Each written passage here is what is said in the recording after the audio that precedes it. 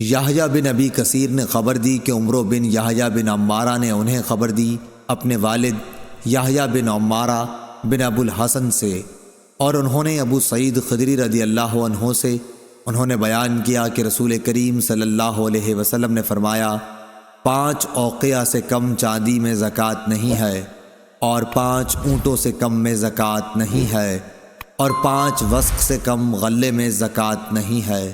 صہیب بن وہب نے کہا کہ میں مقام ربضہ سے گزر رہا تھا کہ ابو ذر رضی اللہ عنہ دکھائی دیے۔ میں نے پوچھا کہ آپ یہاں کیوں آ گئے ہیں؟ انہوں نے جواب دیا کہ میں شام میں تھا تو معاویہ رضی اللہ عنہ سے میرا اختلاف قرآن کی آیت جو لوگ سونا اور چاندی جمع کرتے ہیں اور انہیں اللہ کی راہ میں خرچ نہیں کرتے کے متعلق ہو گیا۔ معاویہ کا کہنا یہ تھا کہ یہ آیت اہل کتاب کے بارے میں نازل ہوئی ہے، اور میں کہتا تھا کہ اہل کتاب کے ساتھ ہمارے متعلق بھی یہ نازل ہوئی ہے۔ اس اختلاف کے نتیجے میں میرے اور ان کے درمیان کچھ تلخی پیدا ہو گئی، چنانچہ انہوں نے عثمان رضی اللہ عنہ جو ان دنوں خلیفۃ المسلمین تھے کہ یہاں میری شکایت لکھی۔ عثمان رضی اللہ عنہ نے مجھے لکھا کہ میں مدینے چلا آؤں، چنانچہ میں چلا آیا۔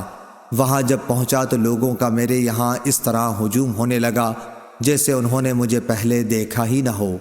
پھر جب میں لوگوں کے اس طرح اپنی طرف آنے کے متعلق عثمان رضی اللہ عنہ سے کہا تو انہوں نے فرمایا کہ اگر مناسب سمجھو تو یہاں کا قیام چھوڑ کر مدینے سے قریب ہی کہیں اور جگہ الگ قیام اختیار کر لو۔ یہی بات ہے جو مجھے یہاں ربضہ تک لے آئی ہے۔ اگر وہ میرے اوپر ایک حبشی کو بھی امیر مقرر کر دیں تو میں اس کی بھی سنوں گا اور اطاعت کروں گا۔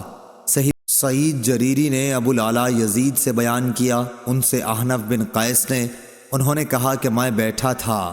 دوسری سند اور امام بخاری نے فرمایا کہ مجھ سے اسحاق بن منصور نے بیان کیا، انہوں نے کہا کہ ہم سے عبد الصمد بن عبد الوارث نے بیان کیا، انہوں نے کہا کہ مجھ سے میرے باپ نے بیان کیا، انہوں نے کہا کہ مجھ سے سعید جریری نے بیان کیا، کہا کہ ہم سے ابو العلا بن شخیر نے بیان کیا، ان سے احنف بن قیس نے بیان کیا کہ میں قریش کی ایک مجلس میں بیٹھا ہوا تھا، اتنے میں سخت بال، موٹے کپڑے اور موٹی جھوٹی حالت میں ایک شخص آیا اور کھڑے ہو کر سلام کیا اور کہا کہ خزانہ جمع کرنے والوں کو اس پتھر کی بشارت ہو جو جہنم کی آگ میں تپایا جائے گا اور اس کی چھاتی کی بھٹنی پر رکھ دیا جائے گا جو مونڈھے کی طرف سے پار ہو جائے گا، اور مونڈھے کی پتلی ہڈی پر رکھ دیا جائے گا تو سینے کی طرف پار ہو جائے گا، اس طرح وہ پتھر برابر ڈھلکتا رہے گا۔ یہ کہہ کر وہ صاحب چلے گئے اور ایک ستون کے پاس ٹیک لگا کر بیٹھ گئے۔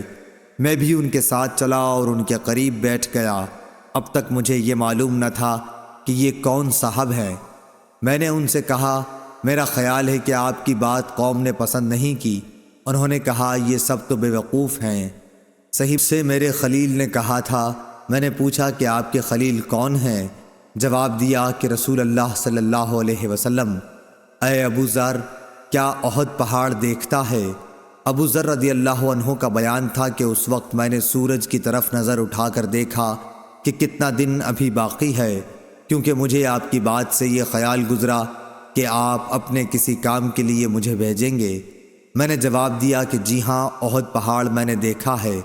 آپ نے فرمایا کہ اگر میرے پاس احد پہاڑ کے برابر سونا ہو، میں اس کے سوا دوست نہیں رکھتا کہ صرف 3 دینار بچا کر باقی تمام کا تمام اللہ کے راستے میں دے ڈالوں۔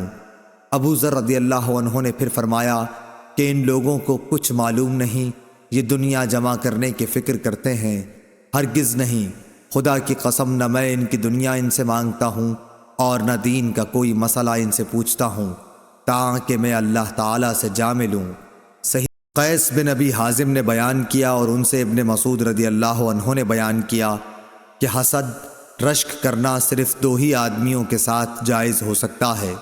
ایک تو اس شخص کے ساتھ جسے اللہ نے مال دیا اور اسے حق اور مناسب جگہوں میں خرچ کرنے کی توفیق دی، دوسرے اس شخص کے ساتھ جسے اللہ تعالیٰ نے حکومت، عقل، علم قرآن و حدیث اور معاملہ فہمی دی اور وہ اپنی حکمت کے مطابق حق فیصلے کرتا ہے اور لوگوں کو اس کی تعلیم دیتا ہے۔